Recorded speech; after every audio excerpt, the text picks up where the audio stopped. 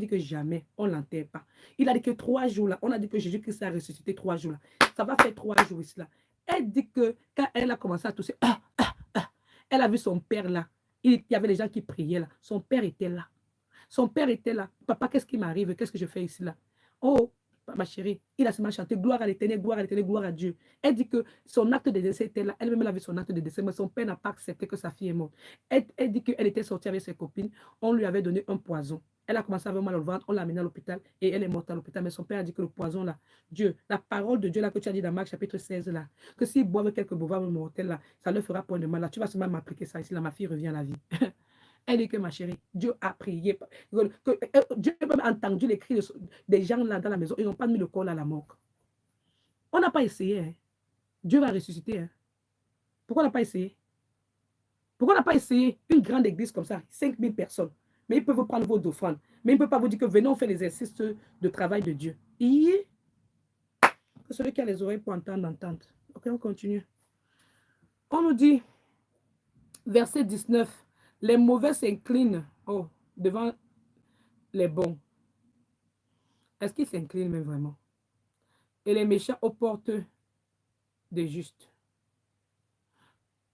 Ici, on dit au verset 20, c'est le méchant qui est odieux, les riches sont odieux. Le contraire de pauvre, c'est le riche. Le riche est odieux même à son ami. Mais les amis du riche sont nombreux. Vous avez vu tous les amis qui étaient assis, ils étaient nombreux là-bas au stade de l'anneau. Vous avez bien vu. Alors, on continue. Verset 21, celui qui méprise son prochain commet un péché. Les gens qui appellent les gens pauvres. Tu crois que toi, tu es pauvre avec... Qu'est-ce que la pauvreté? Qu'est-ce que la richesse? Je vais vous dire quelque chose. Qu'est-ce que la pauvreté? Qu'est-ce que la richesse? Vous pensez qu'être pauvre là, c'est parce que tu n'as pas les finances là que c'est la pauvreté. Les vrais pauvres, là, ce sont ceux qui ont l'argent là et qui sont malheureux. Ils ont gagné leur argent injustement. Ceux qui ont gagné l'argent injustement, ce sont les vrais pauvres parce qu'ils n'arrivent même pas à sourire. Ils ont un sourire masqué, les souris qui donnent les rides. Vous avez déjà vu les souris qui donnent les rides? Écoutez, voyez mon visage. Vous avez vu, non? Les souris qui donnent les rides, les gens qui forcent le sourire, ce sont les gens qui sont les gens qui disent qu'ils ont l'argent là. Tellement ils forcent quand ils rient, même ils ont mal aux joues. Ils sont obligés d'aller acheter des produits anti-rides. Parce qu'ils n'ont pas un vrai sourire. Ils n'ont pas un vrai sourire. Et je vais vous dire quelque chose. Les gens qui disent qu'ils sont riches là, ils sont riches avec quoi? L'argent là. L'argent que, si tu as gagné l'argent dans la malhonnêteté, hein, je vous ai dit que le cœur est plein de chagrin, comme la Bible dit. Parce que même leur tête là, ça rôte. La trottinette de l'horloge là, ça les rappelle tous les gens qu'ils ont tués chaque jour. Ils sont plus en souffrance que quelqu'un qui n'a pas de l'argent. Parce que le pauvre, là, peut-être il réfléchit seulement que j'ai besoin de l'argent pour acheter telle chose, mais il a la tranquillité d'esprit.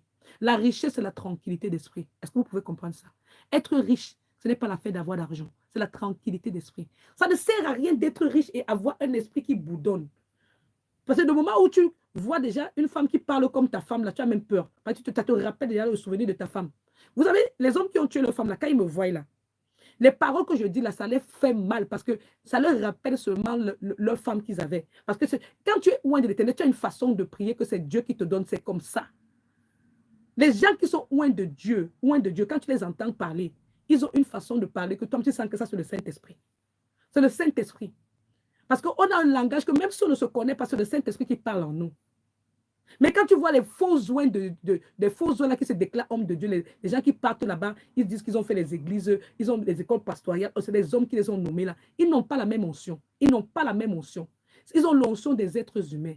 Quand tu es loin de l'éternel, je vous assure, il y a des autres prophètes et des autres prophétesses comme moi. Si vous allez écouter leurs histoires, comment elles parlent sur l'affaire-ci, vous allez voir qu'elles parlent toujours comme moi. Même si on ne se connaît pas, parce qu'on est loin par le Saint-Esprit. Mais quand les gens sont loin du monde des ténèbres, vous allez les voir, leur langage, comment ils parlent.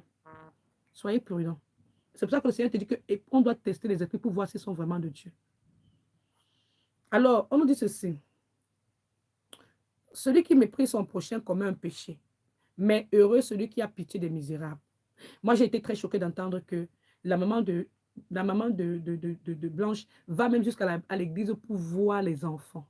On l'interdit de regarder les enfants. Même vous-même, les adhérents de cette église-là. C'est-à-dire que si la maman de Blanche est dehors, elle n'arrive pas à toucher les enfants de Blanche. Vous priez avec un pasteur. Vous n'avez rien compris. Vous n'avez rien compris. Donc, une femme, sa fille est morte de façon pam, pam, pam, pam, pam,